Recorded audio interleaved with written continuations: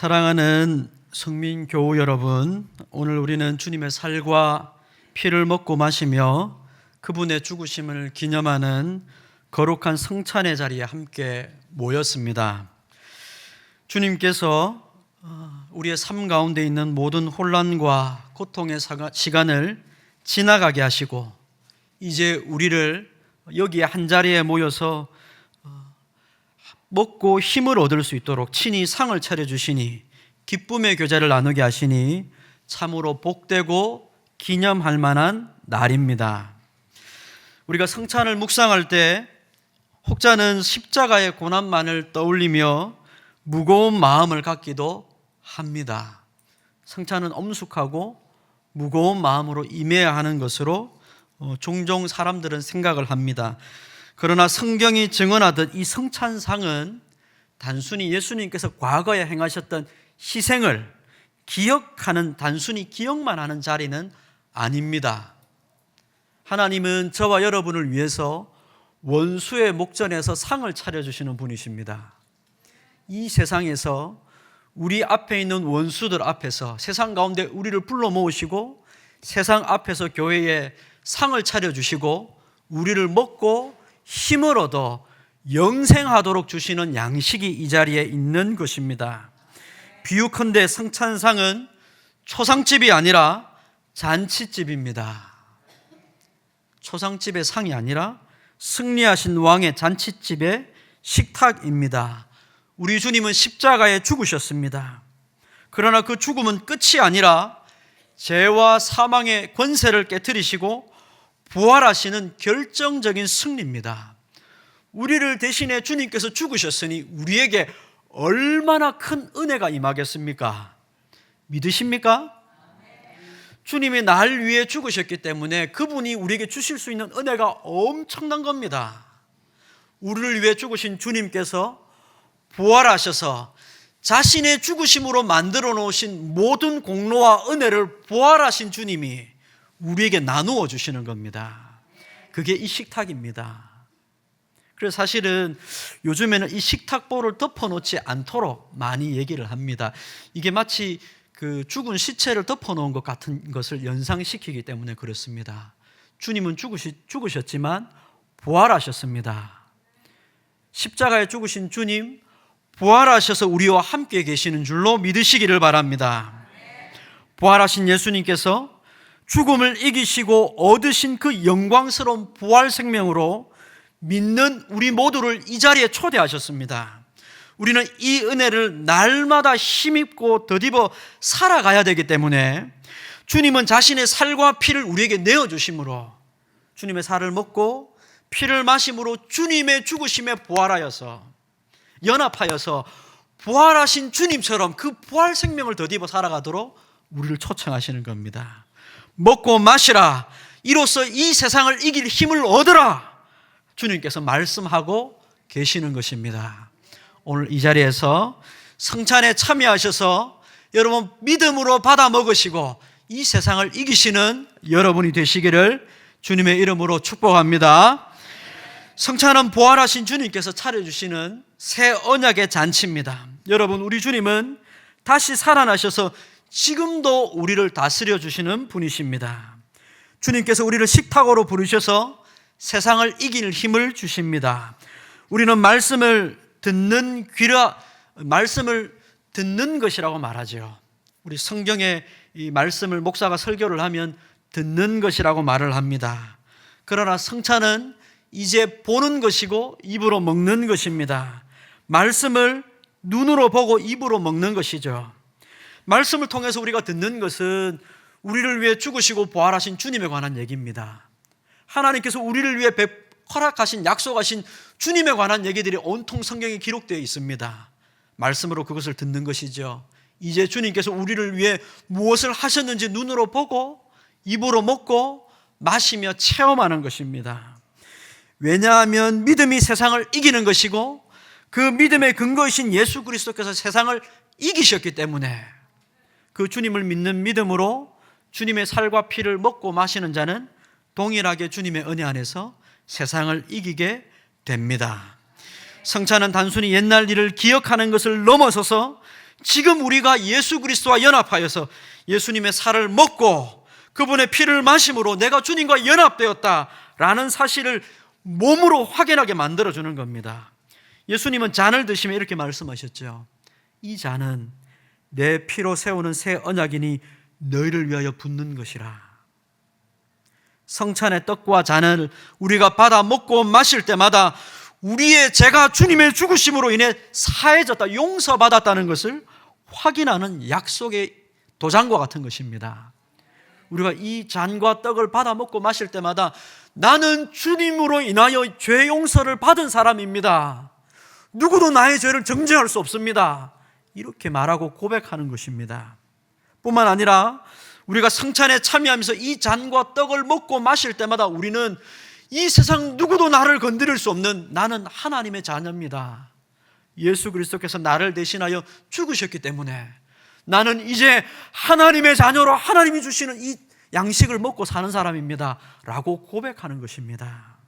이 얼마나 귀한 양식입니까? 이 얼마나 귀한 우리에게 차려주신 식탁입니까? 불로장생을 꿈꾸며 불로초를 찾아다녔던 옛 시대의 사람들이 있었지만 참으로 저와 여러분을 위해 영원한 생명 양식을 이 자리에 허락해 주셨습니다. 주님께서 우리를 위해 십자가에 죽으심으로 우리를 위해 차려주신 이 식탁, 영원하도록 우리를 위해 베푸신 이 양식을 먹으시고 은혜를 누리셔서 영생으로 이 땅을 살아가시는 여러분이 되시기를 주님의 이름으로 축원합니다. 그러나 오늘 우리가 읽은 이 말씀을 보면 이 생명 양식 앞에 서서 실패한 사람들이 등장을 합니다. 고린도 교회이죠. 고린도 교회는 바로 이 식탁 앞에서 자신의 욕심과 자신의 탐욕을 절제하지 못해서 이 영생을 얻는 식탁에서 실패해버리고 말았습니다. 여러분, 이 거룩한 식사에는 반드시 우리가 기억해야 될 또 하나의 중요한 원리가 하나 있습니다. 그게 무엇입니까? 바로 공동체입니다. 하나님은 우리를 한 사람으로 부르신 게 아니라 우리로 이 식탁 가운데 부르셨습니다. 여러분, 여기 있는 것은 식탁입니다. 원래 성찬의 교회 역사에서 성찬은 전에도 말씀드렸지만 여러분이 앞으로 나오셔야 됩니다. 그리고 이 식탁을 둘러서서 함께 먹고 마시는 겁니다. 그래서 우리가 이 식탁상에 우리가 부름받았다는 것을 눈으로 확인하는 겁니다. 한 식탁에서 같이 밥 먹는 사람을 뭐라고 부릅니까? 식구죠, 식구. 주님은 우리를 하나님의 식구로 부르셨습니다. 주의 식탁으로 부르셨습니다. 그런데 고린도 교회 성도들은 이 거룩한 자리에서 교회가 가져야 될 이 아름다운 질서를 깨트려 버렸습니다. 11장 33절 말씀을 한번 보시겠습니까? 우리가 읽진 않았습니다만 11장 33절 말씀이 이렇습니다. 제가 한번 읽어드릴 테니까 들어보십시오. 그런즉 내 형제들아, 먹으러 모일 때에 서로 기다리라. 먹으러 모여서 뭐 하라 그럽니까? 첫 번째는 기다리라는 겁니다. 같이 먹으라고 함께 부르셨으니까 너 혼자 왔다고 너 혼자 먹지 말고, 먼저 왔다고 혼자 먹지 말고 기다리라는 겁니다. 당시 교회는 부유한 신자들의 가정들이 있었습니다. 부유한 신자들의 가정들에서 함께 모였겠죠. 특별한 건물이 없으니까 굉장히 부유한 한 사람의 집에서 다 같이 모여서 식사를 했겠지요. 이 자리에는 부유한 성도들과 가난한 성도들이 함께 했습니다. 문제는 당시에 이 사회적 계층의 문제가 있었습니다. 부유한 사람들은 당연히 상류층이니까 시간을 자기 마음대로 낼 수가 있었습니다. 그런데 가난한 성도들은 대부분이 그들의 이 사회적 계층이 노예거나 일용직 노동자였던 겁니다. 그러니까 자기 마음대로 시간을 낼 수가 없었습니다. 하루 종일 고된 일을 하고 저녁 늦게 함께 모이는 장소에 도착한 거지요. 그들이 도착을 해서 보니 이미 부유한 사람들은 자신들이 가져온 것을 함께 나누어 먹고 마신 겁니다. 그리고 보니 식탁은 텅텅 비어버린 겁니다.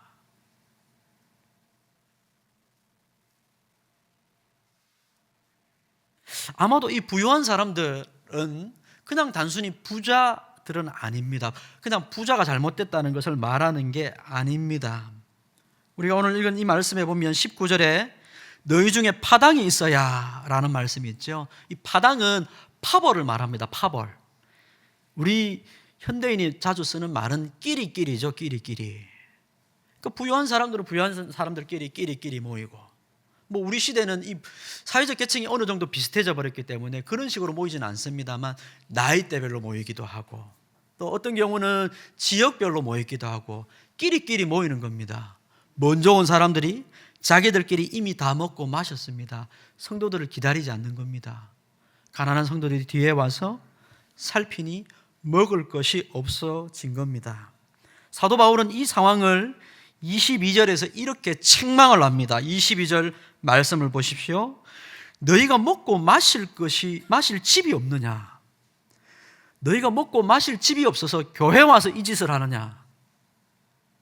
너희가 하나님의 교회를 업신여기냐? 한 아버지를 섬기고 한 식구가 되어서 한 가족이 된 사람들을 어떻게 이렇게까지 너희가 업신여기고 너희 마음대로 대할 수가 있냐? 책망하는 겁니다. 하나님의 교회를 업신여기는 거죠. 교회가 사회적 계층을 극복하지 못하고 오히려 주님의 식탁에서 부요함과 가난함이라는 이 세상의 기준으로 차별하고 분열하는 겁니다. 성찬은 주님 안에서 우리가 하나 되었다는 것을 나타내는 한 식탁입니다. 고린도 교회는 성찬을 통해 오히려 분열을 하고 있습니다. 우리가 세상보다 못한 사람이라고 증거를 하고 있는 겁니다. 교회는 예배를 통해서 이 세상 가운데 우리가 하나님의 자녀여 하나님의 백성이라 하나님의 식구라고 나타내야 되는데 얼마나 많이 사람들이 이렇게 합니까? 그들은 예수님께서 차려주신 식탁을 자기 밥상으로 바꾸어 버렸습니다. 자기 개인의 밥상으로 바꾸어 버렸죠. 사랑하는 성민교회 가족 여러분, 교회는 예수 그리스도를 머리로 모신 한 몸입니다. 한 몸을 이루었기 때문에 함께 밥을 먹는 식구입니다. 사도 바울은 이 심각한 분열의 문제 앞에서 28절에서 29절의 핵심적인 교훈을 우리에게 던져줍니다. 이 심각한 문제 앞에 이렇게 교훈을 하죠. 28절 29절 사람이 자기를 살피고 그 후에야 이 떡을 먹고 이 잔을 마실지니 주의 몸을 분별하지 못하고 먹고 마시는 자는 자기의 죄를 먹고 마시는 것이니라. 아멘. 자기를 살핀다는 것은 단순히 개인적인 죄를 회개한다는 것을 넘어서는 겁니다. 이 말씀의 궁극적인 뜻은 주의 몸을 분별하라는 것이죠. 우리는 이 떡이 주님의 찢기신 몸이고 이 잔이 주님이 흘리신 피라는 것을 신앙으로 고백합니다. 동시에 우리는 함께 이 떡을 먹고 마시는 사람입니다. 먹는 자입니다. 함께 이 피를 마시는 자입니다. 주의 몸을 분별하는 것은 성찬에 함께하고 참여하고 있는 우리 형제 자매들, 옆에 있는 사람이 나와 한 몸을 이루고 있는 형제와 식구라는 것을 인식하는 겁니다. 이게 믿음입니다. 성경을 읽고 내가 많은 지식을 가지고 그것을 가지고 형제를 비난하고 손가락질하는 사람은 도대체 누굽니까? 성도입니까? 내가 많이 배우고 많이 아는 것이 누군가를 정죄하는 일이 된다면 그 사람을 성도라고 말할 수 있습니까? 우리는 함께 떡을 나누어 먹는 자입니다. 함께 피를 나누어 마시는 자입니다. 함께 살고 함께 죽는 운명 공동체가 되었습니다. 여러분, 저와 여러분이 주의 몸을 잘 살피고 있는지 살피시기 바랍니다. 여러분, 성찬에 나오셔서 주의 몸을 분별하고 계십니까? 여러분, 정말 주의 몸을 분별하고 계십니까? 여러분 자신을 돌아보십시오. 함께 떡을 먹는 자를 향해서 내가 어떻게 행하고 있는지, 나는 어떤 말을 하고 있는지, 뒤에서 무슨 행동을 하고 있는지. 왜 성경이 험담하고 손가락질하고 수군수군 하는 사람을 하나님 나라에 들어갈 수 없는 자라고 규정합니까? 잘못을 했기 때문에 그런 게 아닙니다. 실수를 하고 잘못을 했다는 얘기가 아닙니다. 성도의 삶이 아니라는 겁니다. 함께 부름받은, 우리로 부름받았다는 것을 인식하고 못하고 있다는 뜻입니다. 우리는 함께 구원받았고 함께 자녀가 되었고 한 성도가 되었습니다. 성경은 이렇게 얘기합니다. 만일 한 지체가 고통을 받으면 모든 지체가 함께 고통을 받는다고 가르칩니다.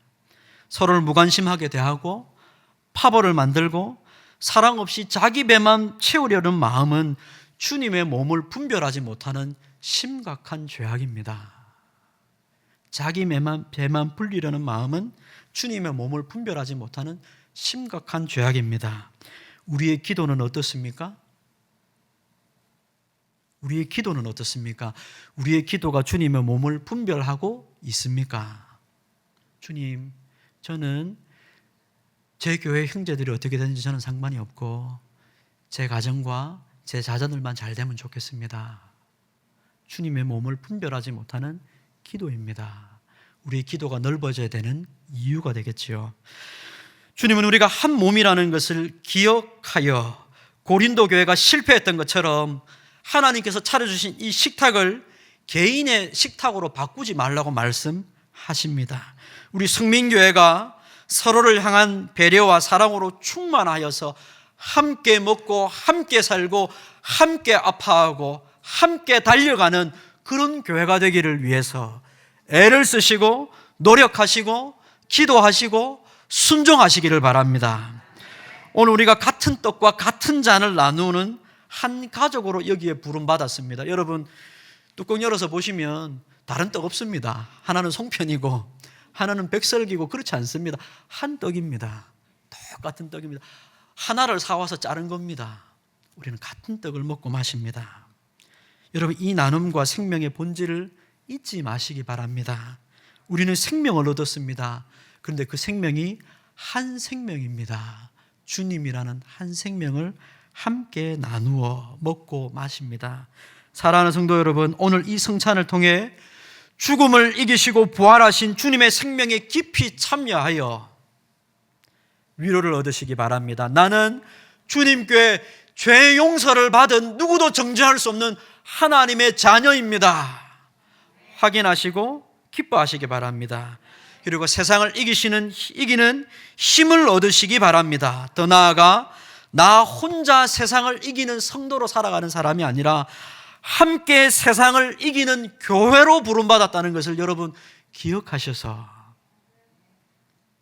나 혼자는 연약하지만 함께 기도하고 함께 도와주고 함께 걸어가서 이 세상 광야를 능히 잘 지나가고 감당하여서 하나님의 부르심에 도달하는 저와 여러분 복된 성민교회가 되기를 주님의 이름으로 축복합니다.